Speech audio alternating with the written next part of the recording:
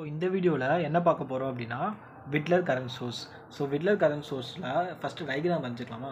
Diagram நான் இங்கே வரையில, டயக்ராம் எப்படி வரையணும்னு சொல்கிறேன். டயக்ராமில் பார்த்தீங்கன்னா எனக்கு 2 டிரான்சிஸ்டர்ஸ் இன் ஆப்போசிட் ரீஜன், இப்படி ஒரு டிரான்சிஸ்டரும், இது என்னது அப்படின்னு பார்த்தீங்கன்னா இது ஒரு பிஜேடி, இது ஒரு டிரான்சிஸ்டரும், இன்னொரு ஆப்போசிட்டில் இன்னொரு டிரான்சிஸ்டரும், இன்னொரு பிஜேடி கனெக்ட் ஆகிருக்கும். இது எப்பயுமே இந்த டெர்மினல் என்னென்னு இதில் வந்து பார்த்தீங்கன்னா இது எமிட்டர் டெர்மினல், இங்கே அதே மாதிரி இது எமிட்டர் டெர்மினல். 2 எமிட்டர் டெர்மினல் என்ன ஆகிருக்கும், கனெக்ட் ஆகி கிரவுண்ட் ஆகிருக்கும். ஓகேவா? அதே மாதிரி இதில் வந்து பார்த்தீங்கன்னா எனக்கு இங்கே இது எனக்கு collector terminal, emitter terminal, base terminal. Therefore base, இது பேஸு, இது எமிட்டரு, இது கலெக்டர். ஓகேவா? கலெக்டர் வழியாக போகக்கூடிய கரண்ட் என்ன அப்படின்னு பார்த்தீங்கன்னா IC1 ஃப்ளோ ஆகும். அதே மாதிரி இந்த கலெக்டரில் இது Q2, இது Q1. தர்ஃபோர் இங்கே IC2 ஃப்ளோ ஆகும். ஓகேவா? இது IC1, இங்கே IC2. இப்போ என்ன ஆகுதுன்னு பாரு, ரெசிஸ்டார் 1 இங்கே இது வந்து மேக்ஸிமம் VCC அப்படின்றது இங்கே தான் கனெக்ஷன் கொடுப்போம். இந்த VCCயில் எனக்கு இந்த இடத்துல ஒரு ரெசிஸ்டார் மட்டும் ஆட் பண்ணுவேன். இந்த இடத்துல ஒரு ரெசிஸ்டார், சாரி நான் இங்கே மிஸ் பண்ணிட்டு, இந்த இடத்துல ஒரு ரெசிஸ்டார் RE அப்படின்ற ஒரு ரெசிஸ்டார். ஓகேவா?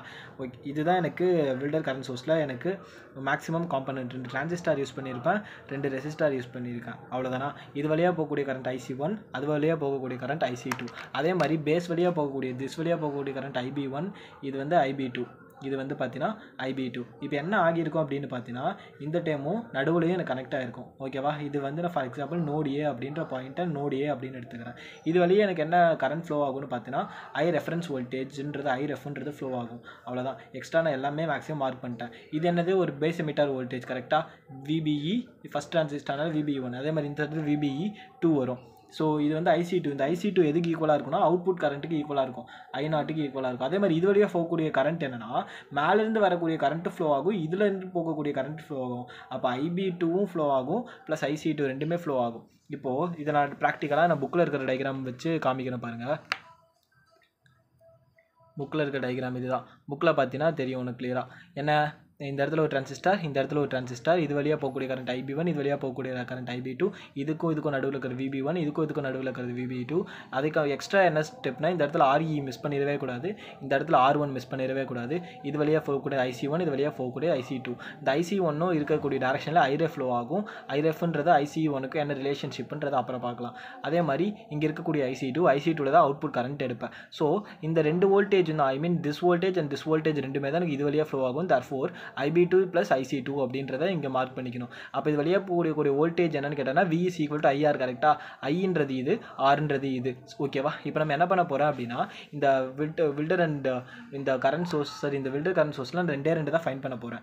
எனக்கு RE ஃபைன் பண்ண போகிறேன், திஸ் REயும் அதே மாதிரி IC1க்கும் IREFக்கும் இருக்கக்கூடிய ரிலேஷன்ஷிப் ஃபைன் பண்ண போகிறேன். அட்லீஸ்ட் என்ன பண்ணுறேன்றதாச்சும் நாங்கள் ஞாபகம் இருக்கணும், நம்ம போய் என்ன டக்குன்னு மறந்துடும். ஸோ ஃபஸ்ட்டு என்ன பண்ண போகிறேன், RE ஃபைன் பண்ண போகிறேன். அதே மாதிரி IC1 இருக்கக்கூடிய ரிலேஷன்ஷிப் ஃபைன் பண்ண போகிறேன். ஸோ REன்றது எனக்கு இந்த டெர்மினல் ஃப்ளோ ஆகுது. தர்ஃபோர் என்ன பண்ணுவோம் அப்படின்னா ஃபஸ்ட்டு நான் எல்லாத்துக்கும் முன்னாடி நான் இங்கே இருக்குது பாருங்களேன், இது நான் தியரி சொல்லிடுறேன். It is partially suitable for, it is practically suitable for low value of current. Low value of current இருக்கும்போது ஷூட் ஆகும். அதுக்கப்புறம் இந்த Q2 இது வந்து Q2, இது Q1. இந்த Q2ல இருக்கக்கூடிய REனால எனக்கு என்ன ஆகுது அப்படின்னு பார்த்தா இந்த base emitter voltage of VBE2 is lesser than VBE1, which means இது எனக்கு எக்ஸ்ட்ரா இருக்குது, பட் இங்கே எனக்கு RE இல்லை. அதனால எனக்கு என்ன ஆகும்னா இங்கே இருந்து வரக்கூடிய எமிட்டர் VBE2 வந்து இதை விட அதிகமாக இருக்கும் அப்படின்றது தான். விச் மீன்ஸ் இதை விட இது அதிகமாக இருக்கும் அப்படின்றாங்க. அப்போ வோல்டேஜ் அதிகமாக இருக்கும்போது அங்கே கரண்ட் அதிகமாக தானே இருக்கணும். இது வழியாக போகக்கூடிய கரண்ட் அதிகமாக இருக்கும், IC2 அதிகமாக இருக்கும். IC2 is greater than what IC1ன்னு நம்ம சொல்லலாம், அதர்வைஸ் I0ன்னு சொல்லலாம். அதை தான் இந்த வார்த்தையில் எழுதிட்டேன். when RE is present in the Q2 transistor, which implies that this VBE2 is very much greater than this VBE1. So what happens is this IC2 is greater than IC1. IC2 is nothing but I0. Therefore I0 is greater than IC1. அவ்வளோதான். therefore இப்போ என்ன பண்ண போறோம்னா first இந்த 2 equations மட்டும் ஞாபகம் வச்சுக்கோங்க. இது வந்து நம்ம SSTயில் படித்த ஈக்குவேஷன்ஸ். இந்த ஈக்குவேஷன்ஸ் ஞாபகம் இருந்தாலே போதும். இந்த ஒன்றுமே இல்லை. இந்த ஈக்குவேஷன்ஸ் வந்து பார்த்தீங்கன்னா தெர்மல் வோல்டேஜ் ஈக்குவேஷன் அப்படின்னு சொல்லுவாங்க. இந்த VTன்றது தெர்மல் வோல்டேஜ் ஈக்குவேஷன். இது நம்ம ஃபஸ்ட் யூனிட் SSTயில் படித்த ஈக்குவேஷன். இதை மட்டும் ஞாபகம் வச்சுக்கோ. IC1 அப்படின்றது என்னென்ன ரிலேட் ஆகிருக்குன்னு பாரு. IC1னா என்ன, இங்கே இருக்கக்கூடிய எனக்கு ஐஇஎஸ் இந்த ஃபார்முலா மட்டும் ஞாபகம் வச்சுக்கோ, alpha F into IES into இப்போ இந்த ஃபார்முலா ஞாபகம் வச்சுக்கோ. அதே மாதிரி இதுலேயும் இந்த ஃபார்முலா ஞாபகம் வச்சுக்கோ. அவ்வளோதான். இப்போ என்ன பண்ண போகிறோம், ஃபஸ்ட்டு ரெண்டுத்துக்கும் நான் ரேஷியோ ஃபைன் பண்ண போகிறேன். வாட் இஸ் த ரேஷியோ அப்படின்றது பார்த்தீங்கன்னா IC1 divided by IC2. So IC1 by IC2 அப்படின்னு வேணும்னா இது ரெண்டுத்தையும் நான் டிவைட் பண்ணும். இது ரெண்டு டிவைட் பண்ணும்போது ஆல்ஃபா எஃப் கேன்சல் ஆகிடும், இது கேன்சல் ஆகிடும். தர்ஃபோர் இ பவர் இங்கே ஒரு டைம், இ பவர் இங்கே ஒரு டைம். இ பவரில் டிவிஷன் பண்ணும்போது என்ன ஆகும் அப்படின்னு பார்த்தீங்கன்னா e power A divided by e power B பண்ணும்போது e power A minus B அப்படின்றது வரும். ஏன்னா e power A into e power பின்னா என்ன பண்ணுவோம், ப்ளஸ் பண்ணுவோமா, இ பவர் ஏ ப்ளஸ் பின்னு. அதே மாதிரி சப்ட்ராக்ஷன் டிவிஷன் இருந்தால் சப்ட்ராக்ட் பண்ணிடுவேன். தர்ஃபோர் இங்கே சப்ட்ராக்ட் பண்ணி நான் என்ன பண்ணியிருக்கேன்னு பாரு, e power this time minus e power திஸ் டைம்னால இ பவர் திஸ் இதுவும் மைனஸ் பண்ணிக்கிறேன். ஒரே பவராக எடுத்துக்கிறேன்.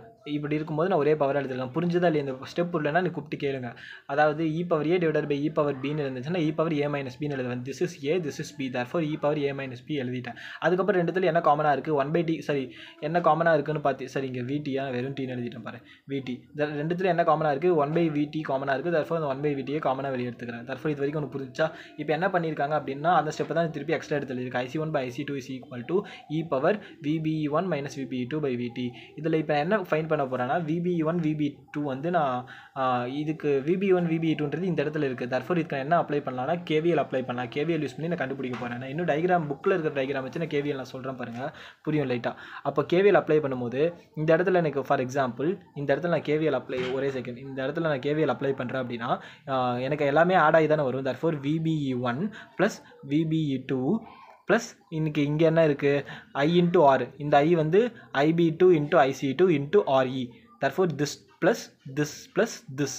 அவ்வளோதான், இந்த 3 தான் இங்கே இருக்குது. அதுதான் எனக்கு அப்ளை பண்ணும்போது ஒன் செகண்ட் அதான் இங்கே இருக்குது. அதுக்கு முன்னாடி நான் இந்த ஸ்டெப்பை இன்னும் கொஞ்சம் சேஞ்ச் பண்ணல. சார் இந்த ஸ்டெப்பை நான் சேஞ்ச் பண்ணிக்கலாமா?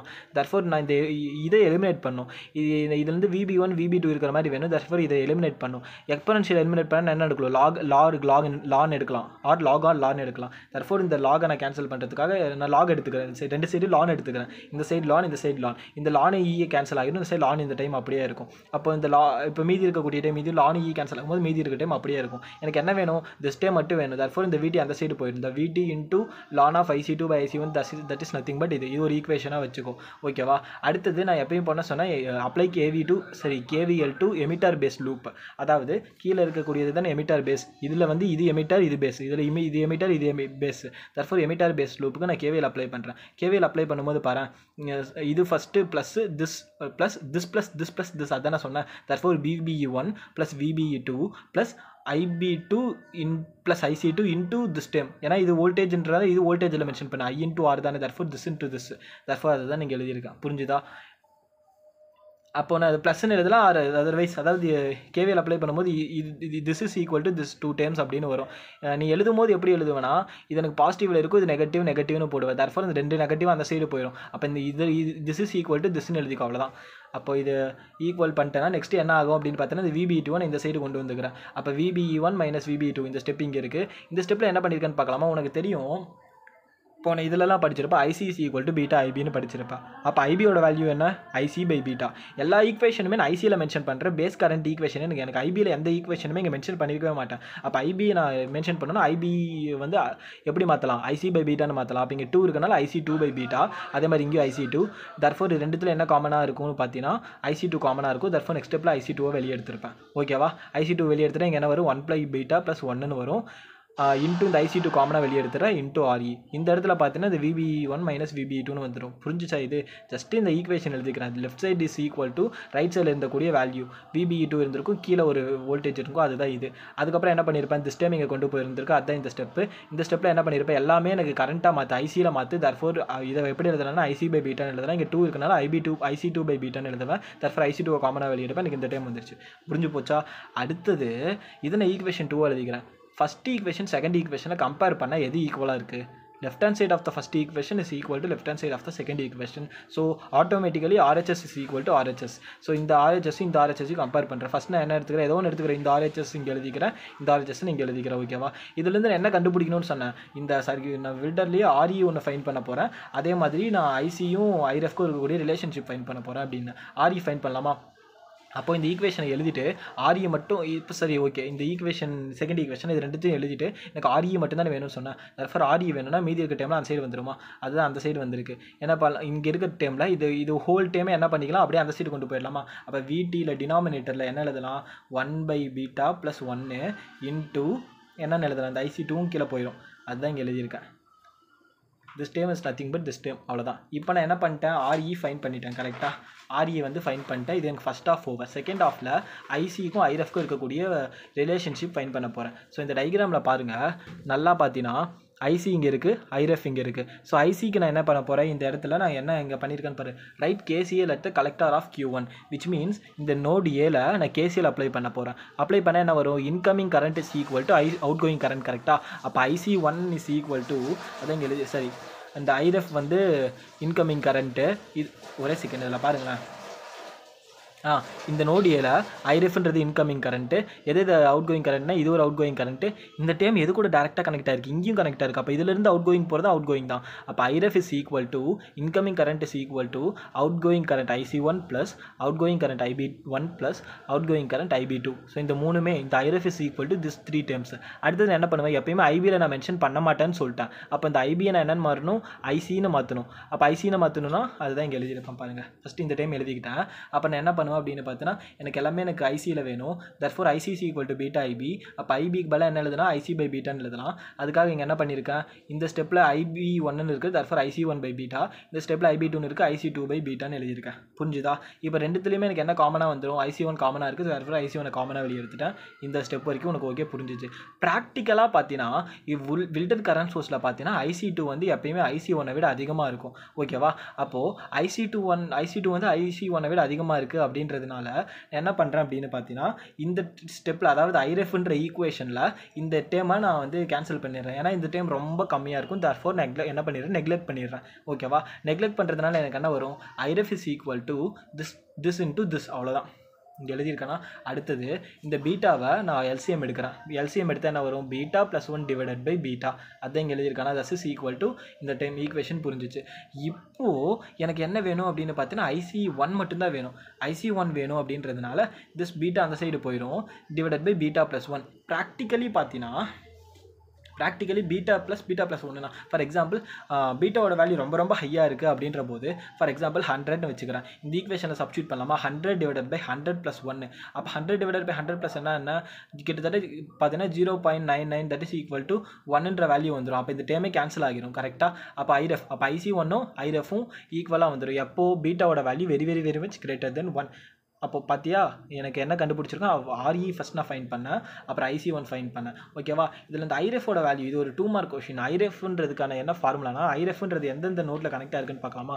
ஐரஃப் இஸ் நத்திங் பட், எப்பயுமே நம்ம போன இதில் பார்த்தோம், சரி தேர்ட் லெசன்லாம் பார்த்துருந்தேன்னா தெரிஞ்சிருக்கும். இந்த இடத்துல இருக்கிற வோல்டேஜ் இந்த இடத்துல கண்டுபிடிக்கும் போது இங்கே இருக்கக்கூடிய 2 வோல்டேஜ் மைனஸ் பண்ணும். ஸோ VC மைனஸ் இந்த 2 இடத்துல எனக்கு VBE1 VBE2 2 இருக்குது. therefore நான் VBEன்னு காமனாக எடுத்துக்கிறேன். therefore VCC minus VBE divided by என்ன ரெசிஸ்டர் இருக்குது, R1 இருக்குது. therefore VCC minus VBE by R1 nothing but IRF ஓட value.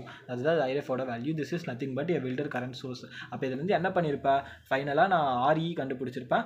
IC1 is nothing but IRFன்றது கண்டுபிடிச்சிருக்கேன். அவ்வளோதான். இதை மட்டும் தெரிஞ்சேன்னா எனக்கு Wilder ஓகே.